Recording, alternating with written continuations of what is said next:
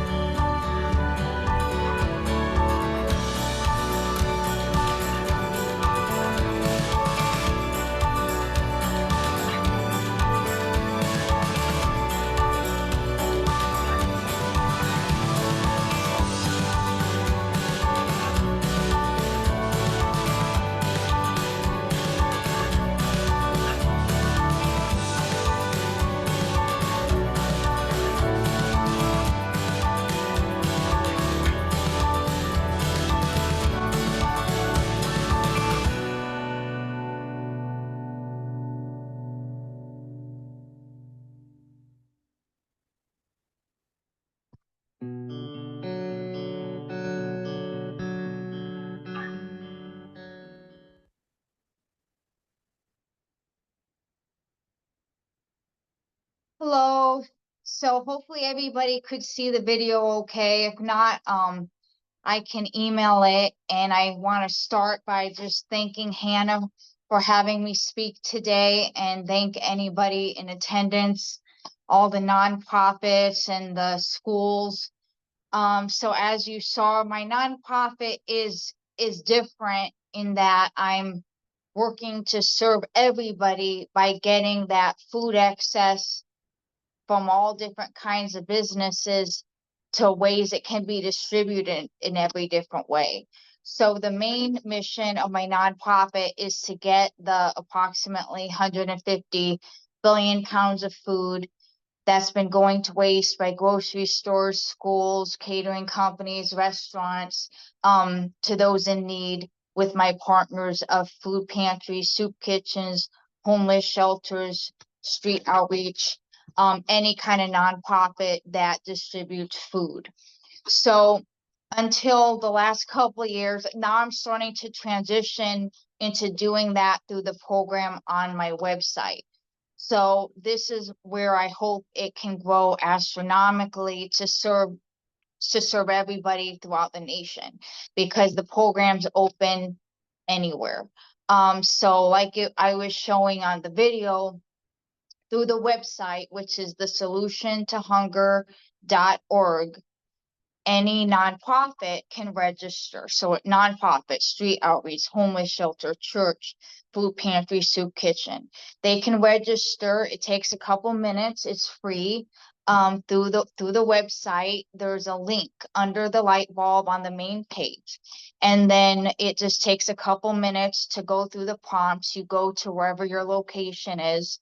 So then the other types of partners I have are the partners that donate. And the options for donating is food, toiletries, clothing, toys, and socks. So any business that would like to donate, all they have to do is go to the same link on the main page of the website. They can also register for free. Then they would log in anytime they have donations. So they'll list when the donations are available, the location of pickup, all those types of details. That then all the nonprofits in that area receive an email notification that something's available in their area. They can log in, view what's available, click on a button to claim those donations, and then arrange to pick it up. So until now, I've been either coordinating or making the pickups. And of course, as one person, it's way too much work. But through this very innovative program, it can serve everybody across the nation. Whereas as one person, I can't do that. So in order for this to work, everybody has a part to play.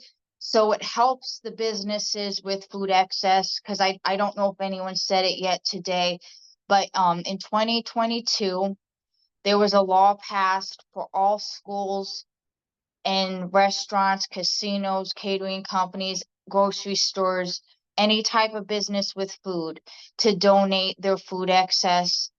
And then before that, in 2017, a law was also passed that I don't think, unfortunately, got the press it needed.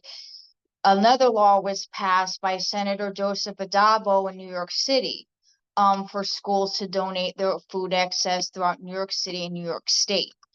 And I founded this organization at that time and worked with Senator Addabbo and a lot of other politicians. And I've contacted over 1,000 school systems or school systems in New York. And I finally got one high school to donate this summer. But of course, I would really love for the schools to use this program, and then all the nonprofits throughout New York to use this program, because all of this is a free service that's meant, to connect everybody, to serve everybody. But of course, everybody's got to, the more people that plug into it, the more successful it's going to be. So it's growing every day. So I do provide meals on a regular basis. I'm already in 6 states. I've done a ministry in Kenya, and I have about 365 partners. So it's a working program, but that's been with me doing everything, if you can imagine. And so over 3 million meals. So I really hope that everybody listening today will be moved to try the program. Obviously, this is going to take a while to build, but the more people that plug into it, the merrier. So all of the nonprofits that are in the conference today, I'd be very grateful if all of you registered. And then, of course, I'd be grateful to work with the schools, because the hope is that this will enable the schools to give in an easier way. And so that this, like Senator Addabbo said, this is like the how do the schools donate? How do the restaurants donate? This can be the how. And so, and one of the concerns I've heard is that, well, if another nonprofit gets the food we've been getting, like people are afraid of getting less donations. But I know, because I've done this from the practical ground level for years, and I've made thousands of deliveries and pickups.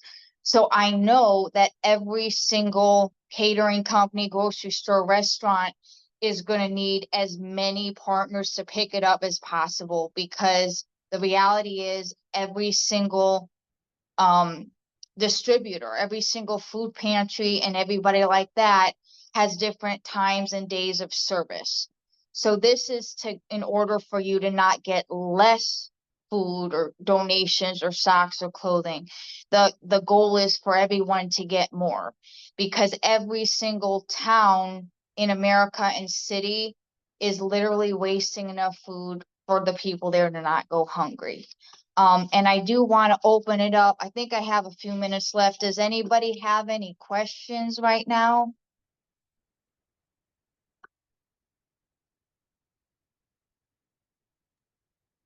I'll go, Crystal. So I know you said, so you've got over 300 partners. And I know you'd like to, Almost 400, yeah. Sorry. and I know you'd like to expand this as much as you can. How many of those partners are currently in New York State? Is that where you're trying to kind of focus your energy right now? Yes. Most of them, the majority are in New York, throughout the state, New York City. That's where I started this, because I was living there. I'm already in about 25 counties of New York. So I would say the majority are in New York, yes. But it can go anywhere. Does anybody else have a question? Yeah, Crystal, this is Kate Downs from Seven Valleys Health Coalition. I'm wondering if you could share a little bit about your outreach to the grocery stores and the caterers and folks like that, and letting them know that this is a resource available to them. Okay, well, I want to keep this positive. Um, the Javits Center in New York City was my first major partner, and just the Javits Center in New York City gets 120,000 meals a year. I have tried like I said, I contacted over 1,000 schools, and I got one to finally give. And I've also contacted like Madison Square Gardens and a lot of other catering companies. And I haven't worked with that many. Now, as far as the grocery stores go, it just hasn't been successful. I want to be as nice as I can be, but I have tried before 2022, when the law was passed. I have tried and tried and tried to work with Wegmans.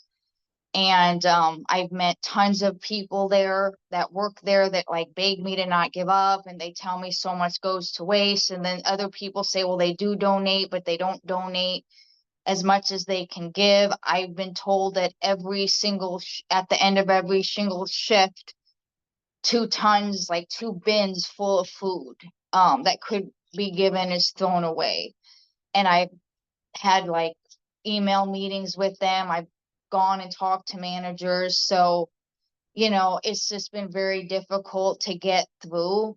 I'll never give up on things, but sometimes it takes, even with the nonprofit, sometimes when there's new managers, that can make a difference. But unfortunately, it's like when restaurants or grocery stores literally lie to me and say that they don't have any food excess, it's kind of hard to respond to that, because I know that, and unfortunately, I'll just be honest, unfortunately, because Wegmans sponsors all the news, all the newspapers and TVs, and because the employees are too afraid to take pictures of what's going on, my hands are kind of tied. So that's an unfortunate thing. But even the Wegmans that do give to some of the pantries, I know there's a lot more that they can give. So unfortunately, I'm doing the best I can, and I just have to keep trying and hope I get the right person, or the right time comes where they're willing to do the right thing and obey the law. And also, I did want to give some information that most people probably know. But it is a tax write-off for businesses to give. There's been National Good Samaritan laws in effect for decades, encouraging businesses to give. It is New York State law to give. And the hope is that this program can make it easier for them. And then I did also want to mention real quick, I'm the author of 10 books. My book on homelessness has more solutions than any other source I know of. And then it has personal stories and the causes behind it, which I know I'm preaching to the choir with the nonprofits, but I still think it has valuable information in that. And then I'll just mention I have a poetry book, a 4-volume fantasy series, a murder mystery, a daily devotional, a children's book, and a positive thinking book. And all the books support me because as much good as I've done, I have never been able to get funding anywhere. And I try every single year. I probably apply to 15 different funding sources. So it's been very difficult to get that support, but I'm driven by the fact that people are suffering, people are going hungry, and there's no need for it because we're wasting enough food that people don't need to. So I just wanted to say that real quick. And then does anyone else have another question? We do have one in the chat box, which you touched base on a little bit. Curious how you are or are not connected to New York State DEC and their efforts around food scrap and recycling efforts. I know they have partners with grocers and large entities. DEC? Yeah, What's so that's part of that, the Department of Environmental Conservation and the food scrap recycling law, which you had talked about, like legally now, these larger entities need to be donating. So it's about, yeah, like making, and actually our next presentation will be a little bit deeper dive into that. Well, I haven't worked that much with environmental groups. I know I've reached out to some of them and I don't think I really heard back or partnered with them. But this program, I do feel what I'm doing is very environmental because of course the food going into the landfills creates a lot of toxic waste for the community. But I haven't worked, I mean, my head's a lot still in New York City too, because I know the Department of Sanitation. When I was talking to Senator Davar, I was like, I wish we could fine the schools because the food waste is clearly visible, and the law was that they were supposed to compost and recycle what couldn't be given, such as food from a plate. Obviously, these food donations have to be compliant with the laws. Every single county in New York has different laws, but most of the food that can be given, is health compliant. Well, all the food that can be given is health compliant, but what isn't is supposed to be composted and recycled.